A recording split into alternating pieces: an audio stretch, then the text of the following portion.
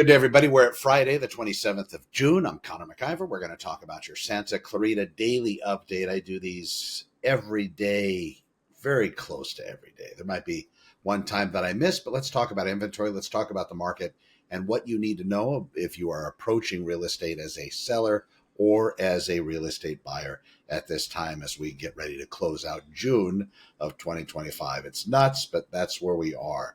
Let's give total numbers. Right now, 786 total active listings of inventory. That's going to be single family residences, condominiums, townhomes all across all of the Santa Clarita Valley cities. So that's going to include everything that's residential for sale. Currently, you can find all of those properties at Santa Clarita openhouses.com. What I did is I purposely built that particular website to have people able to go look for properties, everything currently for sale without any registration required. That's what's very important. If you go to the syndication sites, you're going to see a bunch of ads. In addition, they're built around a particular algorithm to try to influence people to do certain things. At Santa Clarita openhouses.com, you're going to see the inventory. You're also going to be able to pull up open houses as they get posted and listed as being held open. And that's everything in the multiple listing service. So that system does provide all of the information that you'll need to find out what is for sale. You can make notes, take care of it. If you do want to enter your personal information, all that does is allow you to save your search and then get emailed updates to particular properties. Now, as we talk about this, there are coming soon listings. Let me go ahead and cover that. So 786 down to 13 listings that are coming soon. If you're not seeing these properties, reach out to your agent if you have one. That's where they would put together a particular search for you that show you the coming soon listings, if that's what you want. If you don't have an agent, then you can go to Santa Clarita, nose itches, santaclaritacomingsoon.com, and you'll be able to enter your information. That's my system, and I will email you those listings when they become coming soon. You're not going to see those on syndication websites. You're not going to see those on Zillow or Redfin. You're not going to see those at Santa Clarita open houses. Unfortunately, they have to be sent to you by email.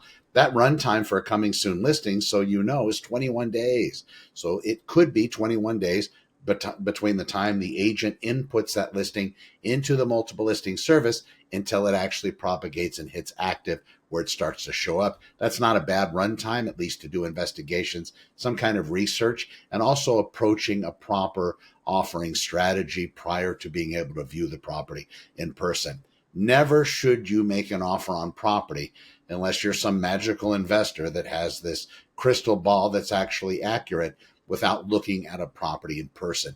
It is so different. There are a lot of virtual tour companies that people implement, just like I do, that allow you to do a 3D virtual walkthrough with basically hotspots enabled. So you walk through the residence, you can click through walls, submerge yourself into bedrooms, and do basically a 360-degree almost pan of each and every room. That's something that is offered out there, but that still does not stop you from going and looking at the property in person. Something that came up yesterday, which is good to know, if you're looking, the last market where we had a lot of bankruptcies and short sales and foreclosures, bankruptcies come up occasionally, and usually houses are excluded from the bankruptcy, but it depends on the strategy. But it's usually not the other way around. Usually they can't, as far as I'm understanding, I'm not an attorney, they don't bankruptcy just the house and then pay off all the credit cards and the other debts that they owe money on. Usually it's the reverse of that. If they're going to claim bankruptcy, there is an option to maybe exclude the real property, but they have to adhere to at least those core things, all those bills. That being the case, there is a property that is in the bankruptcy realm, and usually, unfortunately, sometimes these properties are listed at way below market. This case would be $600,000, maybe $700,000 below fair market value. The exclusionary tale that they spin is they say it's subject to court approval. So that's like their diplomatic immunity, if you will. Me being a cop, there's that. There's that diplomatic immunity where they're now not really held to that sales price. So if somebody does write the offer at exactly that list price, there is no guarantee that that's what it's going to actually sell for, because it has to be approved by the court, and the court is going to probably give some weight to the entities that are owed money, especially the mortgage company, that's owed money by the person claiming the bankruptcy. When you're looking at these properties, it's really the agent undercutting the market in such a way to try to get it sparked and try to get interest taken. Hopefully, they're really representing that seller and doing the seller proper justice in that.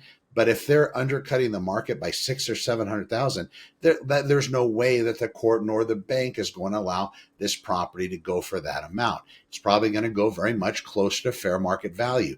So at that time, when it does become approved, what is the timeline going to be granted by the court to get the property sold?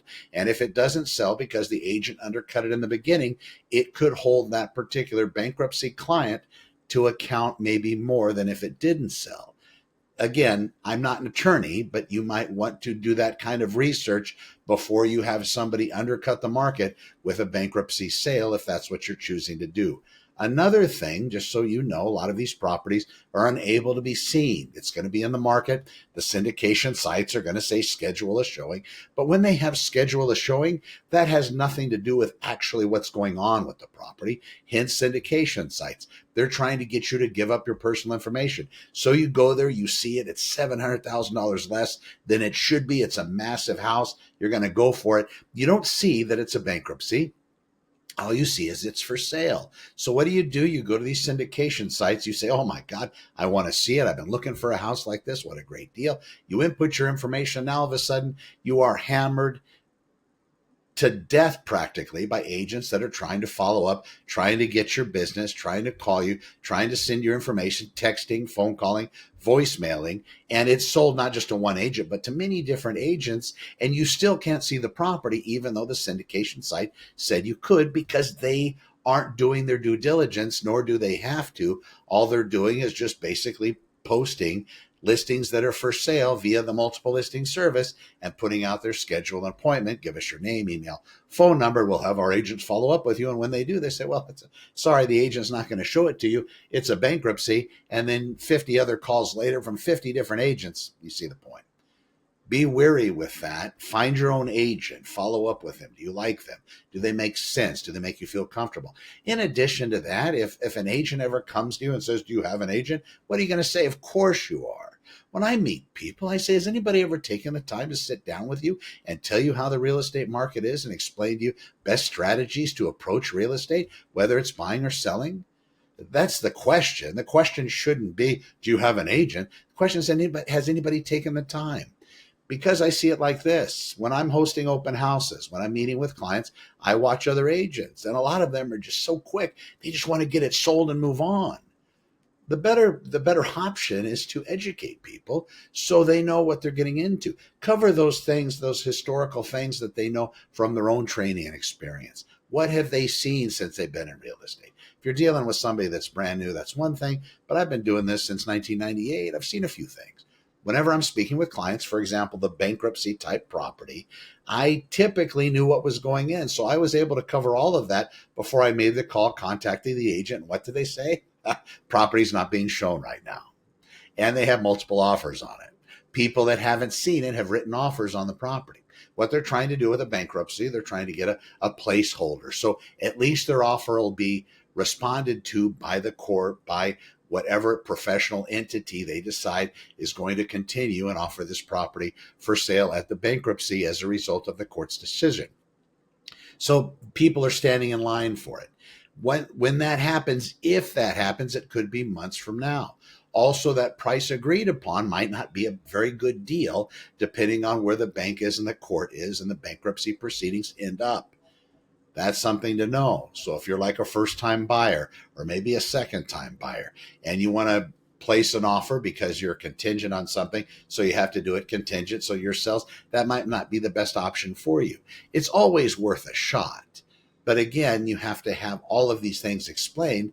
That's where this briefing comes in. It can be over Zoom, telephone, or in person if you want. But I find most people, when I ask that question, has anybody ever taken the time to sit down with you and explain where the market is, where it's going, and what you need to be prepared for before jumping into purchasing real estate or selling real estate? Has anybody ever talked to you about the best ways that sellers are finding advantage in this local market? What about buyers? What's that best buyer offering strategy?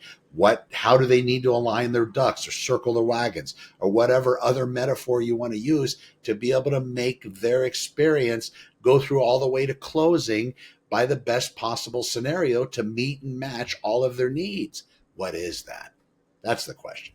All right, everybody, thank you so much for the update. That's where real estate is now in Santa Clarita. We are at the 27th of June. This is Friday. Big open house weekend. Santa Clarita open houses. You can see everything that's open there. Feel free to reach out to me when you're ready. I am Connor with Honor at SantaClaritaOpenHouses.com. Thank you for watching, and we will see you in the next one. Take care.